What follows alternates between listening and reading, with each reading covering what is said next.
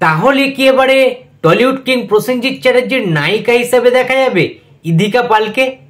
Hello friends, আমি অর্পণ। তো আজ ভিডিওটা খুবই ইন্টারেস্টিং একটা ভিডিও হতে চলেছে, তাই কেউ ভিডিওটা স্কিপ না করে প্রথম থেকে শেষ অবধি দেখতে থাকো বন্ধুরা। তো আমার চ্যানেলে বেশ কিছু সাবস্ক্রাইবাররা রয়েছে, যারা বেশ কিছু বুম্বাদার ফ্যান্স রয়েছে, তাদের ডিমান্ড হচ্ছে বা তাদের এটা নিয়ে প্রচুর কিউরিওসিটি রয়েছে, প্রচুর কৌতূহল রয়েছে, যে তারা আমাকে বলেছে, ইনবক্সে পার্সোনালি হোয়াটসঅ্যাপে মেসেজ করেছে, ফেসবুকে মেসেঞ্জারে তারা অনেক অজস্র মেসেজ তারা করেছে। দেখলাম যে ইদিকা পাল সাম্প্রতিক একটা ইন্টারভিউতে তাকে জিজ্ঞেস করা হয়েছিল যে দেবজিৎ নাকি সাকিব খান, কার সাথে সিনেমা করতে তিনি বেশি আগ্রহী।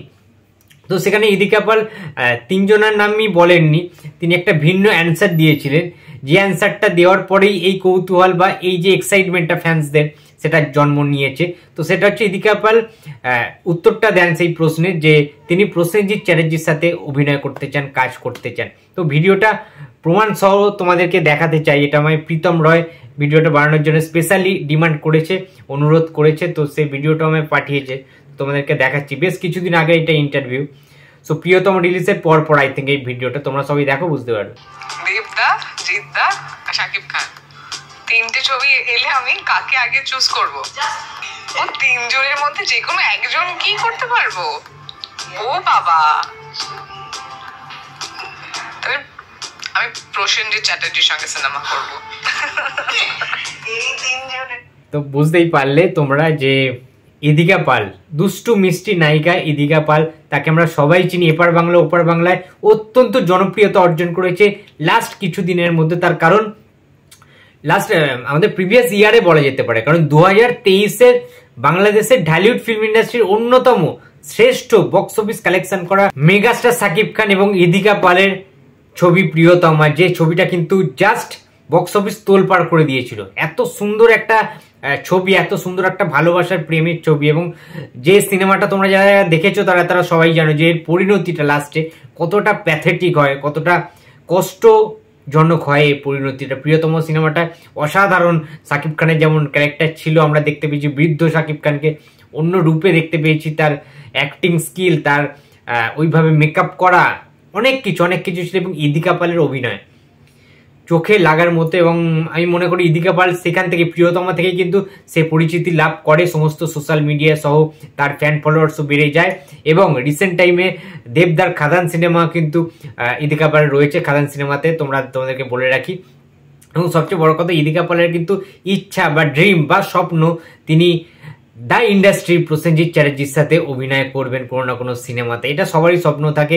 তরুণ যে ইয়াং যে জেনারেশন রয়েছে, ইয়াং যে নায়ক নায়িকারা উঠছে, যা স্টারেরা বা অভিনেতারা অভিনেত্রী যারা উঠছেন, তাদের একটা স্বপ্নও থাকে যে কোনো না কোনো সময় যদি সেই অপরচুনিটিটা হয়, যদি সেই সুযোগটা হয়, যে the living legend of Indian cinema, the industry itself Prosenjit Chattopadhyay, তার সাথে যদি স্ক্রিন শেয়ার করা যায়, তার সাথে যদি কোনো না কোনো ছবি করা যায়, সেই সিনেমাটা অবশ্যই তার লাইফের একটা শ্রেষ্ঠ সিনেমা হয়ে থাকবে।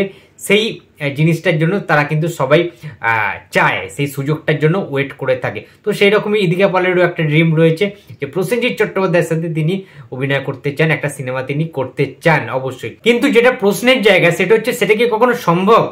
তার কারণ এজ যে ব্যাপারটা বা বয়সের যে ব্যাপারটা, সেটা কিন্তু অনেকটা ডিফারেন্স।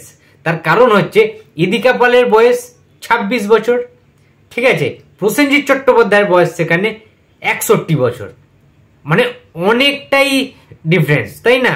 তো এই রকম এতটা যদি ফারাক থাকে, এতটা যদি মানে বয়সের গ্যাপ থাকে, তাহলে কিভাবে নায়ক নায়িকা হিসাবে সম্ভব? বন্ধুরা, এটা সম্ভব। প্রসেনজিৎ চট্টোপাধ্যায় বয়সকে নিয়ে নিজের বয়স নিয়ে কোনোদিন মাথা ঘামায়নি আর ঘামাবেও না। তার বয়সটা শুধুমাত্র সংখ্যা মাত্র। ইয়েস, প্রসেনজিৎ চ্যাটার্জির বয়সটা শুধুমাত্র সংখ্যা মাত্র, এটা আমরা মানি, এটা আমরা জানি, ঠিক আছে, যে তিনি তার চেহারাকে, শরীরকে কিভাবে মেনটেন করেন, কিভাবে জিম করেন, জিম সেশন, তার খাওয়া দাওয়ার যে চার্ট রয়েছে, যে রুটিন রয়েছে, সেটা আজকালকার দিনের নায়ক নায়িকারও সেই রকমের শিডিউল মেনটেন করে চলতে পারে না। সুতরাং ইদিকা পালের সাথে বুম্বাদার জুটি বাঁধা একেবারেই যে পসিবল নয় সেটা কিন্তু বলা যায় না। পসিবল, অবশ্যই পসিবল, অবশ্যই সম্ভব, অসম্ভব বলে কিছু নেই। প্রসেনজিৎ চ্যাটার্জির লাইফের যে ডিকশনারি রয়েছে না, সেখানে অসম্ভব বলে কোনো ওয়ার্ড নেই। সবকিছুই সম্ভব তার ডিকশনারি। সুতরাং যদি পরবর্তীকালে কোনো ভালো স্ক্রিপ্ট আসে, সেটা যদি বুম্বাদার চয়েস হয় এবং বুম্বাদা যদি সেই স্ক্রিপ্টে সাইন করেন, তো তাহলে বুঝতে হবে স্ক্রিপ্টের জোর আছে, গল্পের জোর আছে এবং সেটা হয়তো খুব তাৎপর্যপূর্ণ একটি সিনেমা।